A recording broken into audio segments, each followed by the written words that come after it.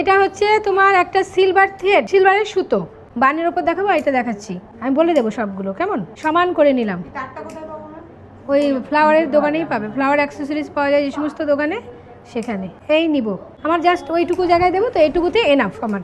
তোমাদের যদি মনে করো গলার বানাবে বা কিছু বানাবে, বড় করে করবে বা হাতের বানাবে, তখন মাপ নিয়ে বানাবে, কেমন? এটা দেখে রাখো, এটা বানানোর দরকার নেই, এটা দেখলেই পারবে, কেমন?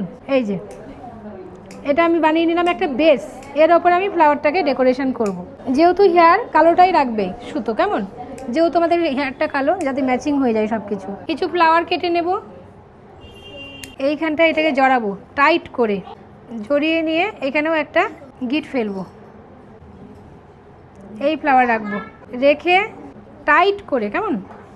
কোনো রকমভাবে লুজ করা যাবে না, করে, বুঝতে পারছো? এই রাখলাম, টাইট হয়ে গেছে। আবার এই তো বেসে, এটা বেসেই বাঁধছি। ফ্লাওয়ারটা ম্যাচিং হওয়ার পর তুমি যেখানেই আসুক না কেন বেঁধে দেবে। ঠিক আছে, তুমি দেখো।